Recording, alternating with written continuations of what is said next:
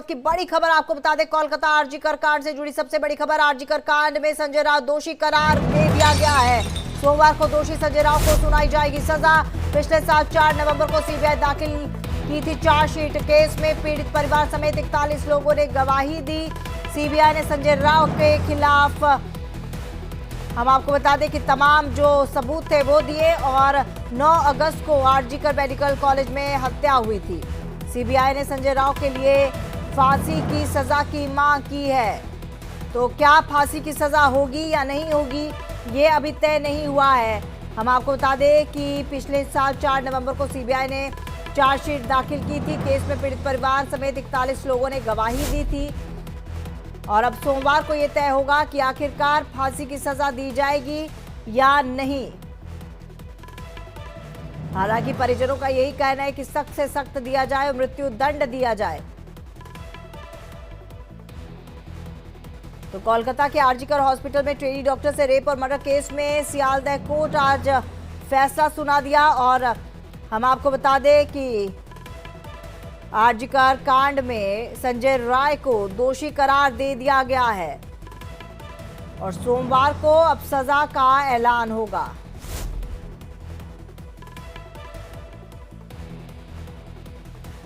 तो सीबीआई ने 25 अगस्त को सेंट्रल फॉरेंसिक टीम की मदद से कोलकाता की प्रेसिडेंसी जेल में संजय का पॉलीग्राफ टेस्ट भी किया था। अधिकारियों ने करीब 3 घंटे उससे सवाल जवाब किए थे। संजय समेत 10 लोगों का पॉलीग्राफ टेस्ट हुआ था। इसमें आरजीकर के पूर्व principal Sandip Ghosh, ASI Anup Dutta, 4 fellow doctor, 1 volunteer और 2 गार्ड्स भी शामिल थे। तो संजय राउत मुख्य आरोपी, जिसे पहले से ही शुरुआत से ही माना जा रहा था, अब उसकी सजा का ऐलान होगा सोमवार के दिन। हम आपको बता दें कि मामले की जांच कर रही सीबीआई ने 10 दिसंबर 2024 को सुप्रीम कोर्ट में स्टेटस रिपोर्ट दी थी, जिसमें बताया गया था कि सियालदह ट्रायल कोर्ट में रेगुलर सुनवाई हुई और अब जो ताज़ा अपडेट है वो ये कि सोमवार को सजा सुनाई जाएगी। चंद्रशेखर तिवारी हमारे साथ, हमारे सहयोगी, फोन लाइन पर जुड़ चुके हैं। चंद्रशेखर, सोमवार को सजा का ऐलान होगा।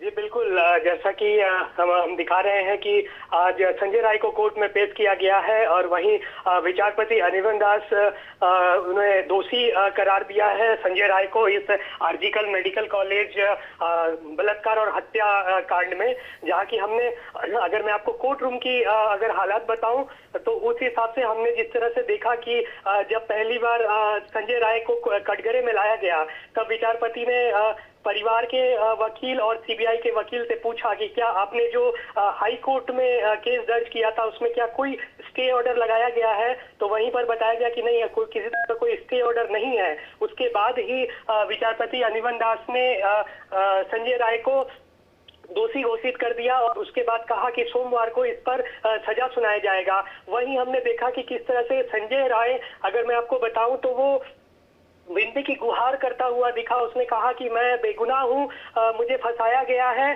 उसने ये भी कहा कि मेरे गले में रुद्राक्ष की माला थी, मैं माला है, अगर मैंने किया होता तो उसने माला तोड़ दिया होता।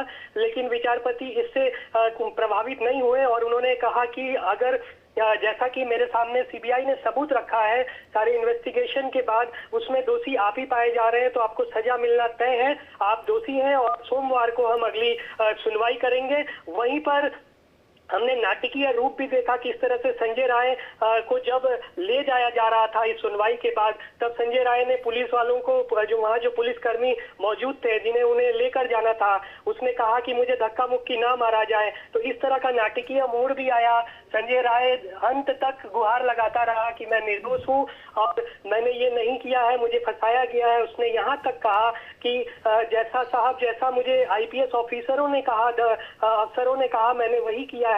यानी कि इन्वेस्टिगेशन के दौरान वो आईपीएस ऑफिसरों पर भी आरोप लगाता हुआ दिखा है। अमूमन हमने देखा है कि जब भी कोई आरोपी कोर्ट में होता है तो वो बचने के लिए तमाम तरीके के पैतरे आजमाता है।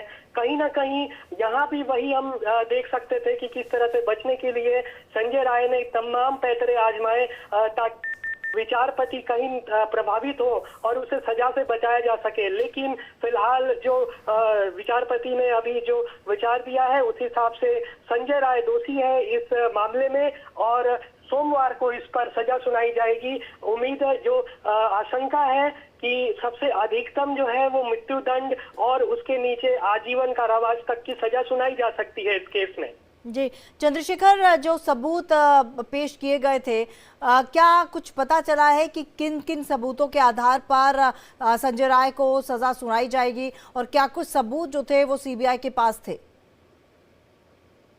जी देखिए, जैसा कि हमने स्टार्टिंग से ही हम देख रहे थे कि एक सीसीटीवी फुटेज सामने आया था जिसमें संजय राय उस बिल्डिंग में, जो सेमिनार हॉल है, वहां पर दिखे थे सीसीटीवी फुटेज में। और सीबीआई ने अपने चार्जशीट में बताया था कि संजय राय के ऊपर आरोप था कि उसने पीड़िता का गला दबाया था और वहीं यौन उत्पीड़न तक का उसके ऊपर आरोप था। और कुल मिलाकर तकरीबन 51 लोगों की यहाँ पर गवाही भी की गई थी। उन गवाही और सीसीटीवी फुटेज और तमाम सबूतों के आधार पर यहाँ पर संजय राय को मेन एक्यूज सीबीआई के चार्जशीट में दिखाया गया था, और उसी के बदौलत, उसी के हिसाब से आज विचारपति ने संजय राय को आरोपी घोषित किया है, दोषी घोषित किया है, और जिस पर सोमवार को फैसला सुनाया जाएगा। बिल्कुल। और चंद्रशेखर, हमने देखा था जब अगस्त में ये पूरा हादसा हुआ था तो एक बहुत बड़ा सदमा कह सकते हैं, और एक बार फिर से देश के लिए एक बहुत भयानक तस्वीर जो थी वो सामने आई थी। अगर हम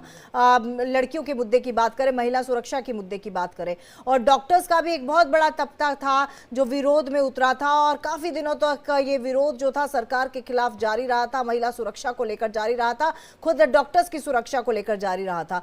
ऐसे में अब क्योंकि सोमवार को फैसला आएगा, घर वालों का भी कहना है कि मृत्यु दंड मिलना चाहिए, सीबीआई का भी कहना है कि फांसी की सजा होनी चाहिए। क्या लगता है, तमाम चीजों को देखते हुए, सबूतों के आधार पर, और सबसे बड़ी बात इमोशंस को देखते हुए, क्या ये फैसला सुनाया जा सकेगा? देखिए, बात इस वक्त जो भी हमें जो जानकारी मिल रही है उस हिसाब से ज्यादातर आशंका यही है कि संजय राय को मृत्यु दंड ही मिले, और इसी की कोशिश भी की गई थी परिवार के तरफ से और सीबीआई के तरफ से। वहीं अभी देखने वाली बात होगी कि सोमवार जब फिर से ये सुनवाई होगी तब विचारपति क्या मृत्यु दंड देते हैं या फिर इसे आजीवन कारावास की सजा सुनाई जाएगी। लेकिन अगर हम बताएं, डॉक्टर फ्रंट्स की तरफ से, जूनियर डॉक्टर फ्रंट्स जो थे, वो स्टार्टिंग से ही, शुरुआत से ही ये आरोप लगा रहे थे कि यहाँ सिर्फ संजय राय नहीं आरोपी हैं, और भी कई लोग यहाँ पर आरोपी हो सकते हैं। वहीं संजय राय के जितने भी आरोपी हैं उनको पकड़ा जाए, तो देखना यही रहेगा कि क्या ये जो बिल्कुल सोमवार तक का इंतजार करना होगा, और सोमवार को तस्वीर साफ हो जाएगी। बहुत बहुत धन्यवाद चंद्रशेखर आपका तमाम जानकारी के लिए। तो इसी के साथ इस बुलेटिन में इतना ही। बाकी खबरों के लिए आप बने रहिए हमारे साथ, देखते रहिए इंडिया डेली।